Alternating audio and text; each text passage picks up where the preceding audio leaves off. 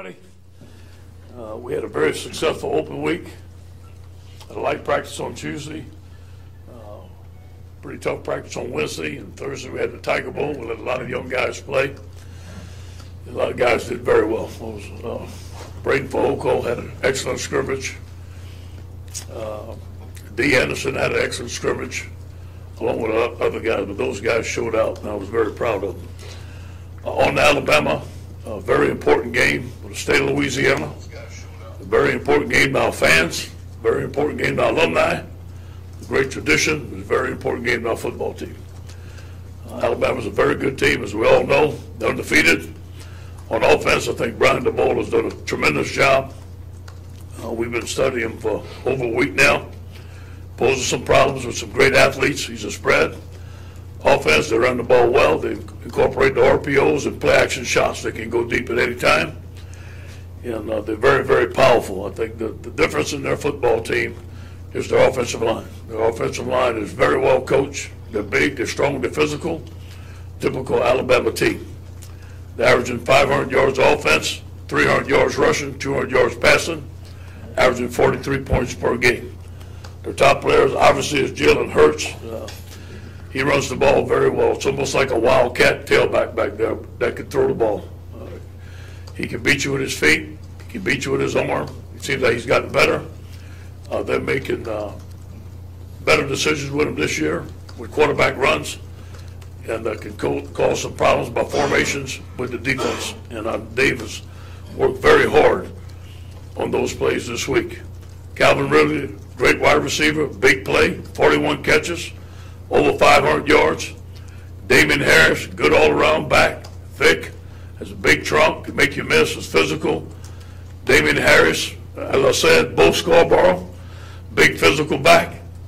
They got about 4 backs that they can play, and they just keep on rotating, they stay fresh, and you can't tell the difference from one to another. They're very, very well coached.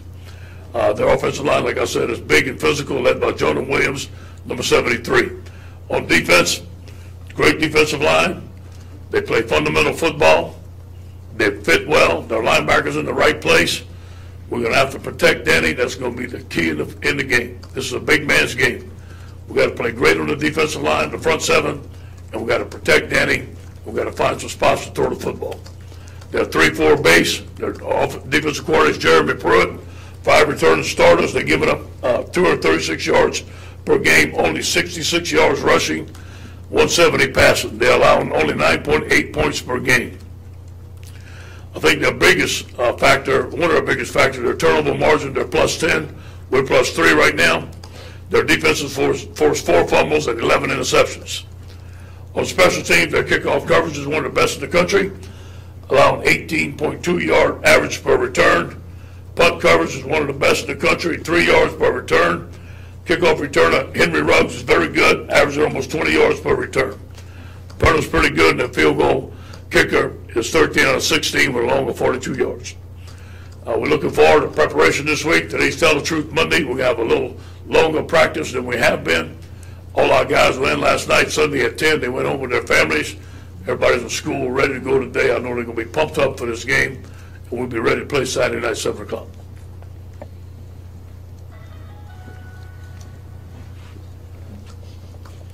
Coach, I want to ask you about your one of your assistants, Corey Raymond. Yep. And if you can, maybe just share some thoughts on maybe some things about him that we don't know. How does he help the program recruiting as a coach? All these defensive backs in the league. Yeah, well, you know, he recruits every defensive back we have. They love him. I think he has a great relationship with the players. And Corey will go to a school and find out all the information that he needs. We'll find out the champion and recruit the champion very hard. DBU, when he goes there, you know, he carries a big pedigree. He does a tremendous job of coaching. He played at LSU. He's from Louisiana. He don't want to hear about middle school. You can't talk about middle school in front of Corey Raymond. He has a lot of pride from being from Louisiana, from playing here, and playing in the NFL. I think he relies on the experience, on how he coaches those guys. He's very loyal to me. He's a good friend of mine. We'll assist us together. I think he's a tremendous asset to our program. In the middle. Coach, last week you called the Bama game a must-win. Today you said it's very important. Some coaches will... Wait. Last week I called the Ole Miss No, it's the Alabama game. I'm sorry. I said the Ole Miss was a must-win. Okay, Last week. my mistake. Today you said the Bama game is very important. Why embrace that where some coaches will downplay how big a game is, maybe just like another game? Well, you know, born and raised in Louisiana, how can you not know that? You know, I mean, this is the game. Everywhere I go, they talk about this. This is the game. But you know what? I'm not going to make it so used to our players that they won't be able to play. We're going to be ready to play. And obviously, we got 4 games left on our schedule. This one's the next one, so it's important. I think this is huge for us in recruiting. I think this is huge because they have won the SEC, they have won national championships, and they're on top of the world right now. So this is the benchmark. Yeah, Ed, is there much difference between the Ball's offense and Kiffin's offense and what you've seen? A little bit different. Quarterback runs are a little bit different. Some similar stuff. They still run the zone. They still run the power. They still run the inside zone, outside zone, the stretch. But they're doing more quarterback runs and more quarterback reads with them right now, and they're very difficult.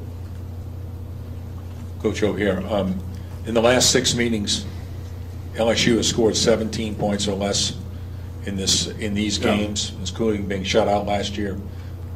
How do you remedy that? And was Matt Canada brought in to win this game? You know, one of the reason I hired Matt because of all the shifts and formations and stuff that I thought that would give Alabama problems. And I think that Matt has done a tremendous job for us this year. Obviously, he spent all week last week on his game plan. Obviously, when he watches the film, he sees what he can do and what he can't do. But it all starts with blocking those guys up front. I mean, you can have the best play call in the world, but if you can't block those guys up front, it's not going to work. So I think that protection is going to be key for us. Be able to run the ball in spots, be able to throw the ball when we can throw it and move the ball.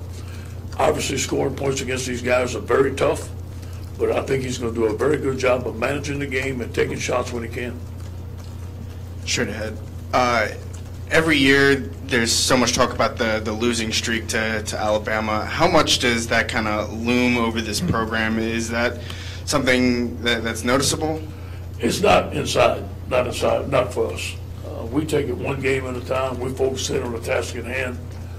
But I realize that it's out there, obviously, and I realize the pressure to beat Alabama as the head coach here.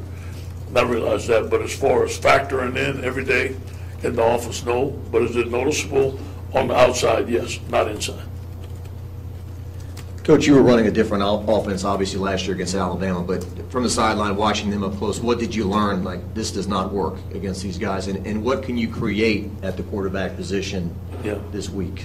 Well, first of all, Danny has to be very, very patient. He has to make the right throws, the right decisions in a big game. This is his test. He knows it, but we got to protect him. I mean, now, there were some throws last year that were wide open. He didn't make them. He'll realize that. And there was some time we didn't block very well for him. So I know we're going to have a better plan this year. And I think that our offense is working very hard to protect Danny and get the throws out that we can get and run the ball when we can. Ed, on your intro presser, when you got the job, you mentioned getting better on the D-line and O-line to win games like this. How far away are you from being where you need to be? Yeah, we're a little ways away. Now, you look at Sadiq Charles and Ed Ingram. I mean, those guys that coming in and starting as freshmen could be the type of offensive lineman that we need. Now, I love all our guys, okay? But those are physical guys. They have the physical stature that it takes to be able to block these guys. Now, when they're ready to block these guys, we're going to find out as freshmen it's pretty hard. But we need to continue getting guys like that. You know, on defense, we have Braden Fehoko. We had Tyler Shelvin, who's 350-something pounds. You know, those guys are the guys that we brought in to play in the 3-4 defense to win an SEC. But we need to continue to recruit better. We need to get bigger and faster on the line of scrimmage. This is a big man's game. This is where the game is won. You played a lot of spread teams this year. Bama likes to run downhill, run in between the tackle. How does it change kind of how you play defensively? Yeah, we need to be gap sound. We need to be gap sound. We need to understand where our fits are. We need to beat blocks when we need to beat blocks. We need to stay home when we need to stay home. Our linebackers need to key and diagnose. The biggest thing we need to tackle. When we get to the point of attack, we need to make the plays. Ed, I'm sure you note that Jim McElwain got let go at Florida. And why do you think college coaching has become more volatile in the last few years? And in the SEC, do you think that has something to do with the fact that Alabama's had so much success and everyone is saying you got to be on that level? Yeah. You know, I haven't thought about it that much, to be honest with you. I was on the road recruiting Friday, went to my kids Saturday. I don't know when he got fired. Somebody told me that yesterday morning, today, whatever. I haven't paid much attention to it, but I do understand this, that having a head job, a coaching position like this in the SEC is very valuable. And you get paid to win. And if you don't win, they'll get somebody else to do it. I mean, that's just the way it is. And you understand that's taking the job. So whatever happened there, I'm not abreast of. I don't like to see anybody get fired, but I know it's part of the business. Coach DJ Chark had a pretty good line the other day. He said, nobody on the team bets. We don't pay attention to lines or whatnot. But when you're a 21-point underdog, do you bring that up with the team as far as being a big underdog, embracing being an underdog? It was the first I heard of it. Thanks for telling me. And that don't mean anything to us. I mean, that's why you play the game. I think Syracuse didn't listen to that when they played Clemson. Just why you play the game. You never can tell. We're going in there with the mindset we're going to win the football game. Whether that happens or not, we have to execute. We have to play very, very well. But we're getting on that plane to go win a football game. That's going to be our attitude. Coach, Alabama's defense, they are relentless. They've got incredible endurance. What are you and the Tigers going to do to keep up with that, especially when it gets late in the game? Yeah, we need to keep our guys fresh. We need to use different speeds on offense when we can. I need to be smart about it. And but again, I think that the whole key to Alabama is protecting the quarterback. If you can protect the quarterback, you got a chance. We can't let them get their cleats in the grass and get in the pass rush mode. They become very tough. And you're talking about recruiting and linemen, and obviously Rashard Lawrence is such a huge piece in sort of this LSU versus Alabama battle from the part of the state he's in. Just, I guess, what do you recall about his recruitment and how big it was to secure that? I mean, countless Saturdays on unofficial visits, Sunday morning. I remember watching film with him from 8 to 11. And I said, well, Rashard, how we stand? He goes, well, I really like Alabama. Oh, man, Sunday morning. I said, thank you. But you have to fight. You got to fight it. You know, North Louisiana, you know, we have several commitments from North Louisiana now. We made a big push in North Louisiana, and they've done a good job there.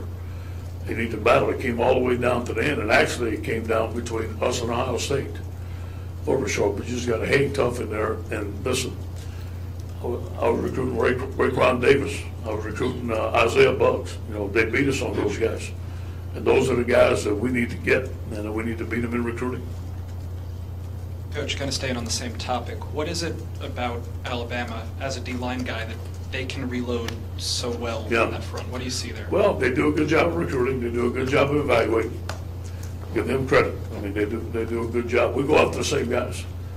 And I'm glad we got some of the guys we got. We beat them on a couple of guys. They've beaten us.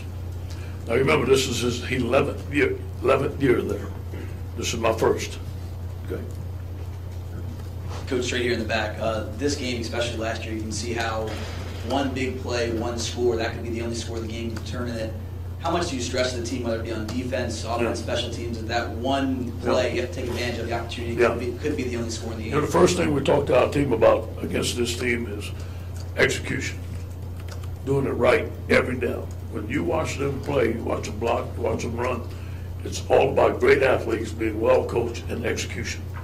It's the same for us. If you jump out of gap, this is like playing the NFL. The margin of error is like that. You jump out of gap, they can make a play. You stay in your gap, you can make a tackle. You're in a press corner, you get beat, it's touchdown. You beat him, you make an interception. That's the way this game goes. Coach, is this maybe the healthiest the team has been since the BYU game? Is that did that bye come at the perfect time? I would say so. Yeah, we're healthy. We're rested, the healthiest we've been in a while. And, you know, we've had 3 SEC victories in a row, so our team's feeling confident about themselves right now.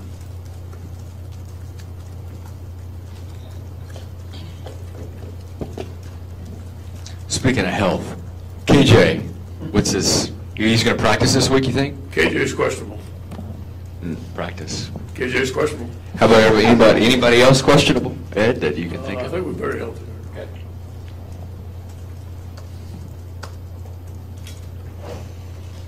Everybody good? Anything else? Have a great day, guys. Coach.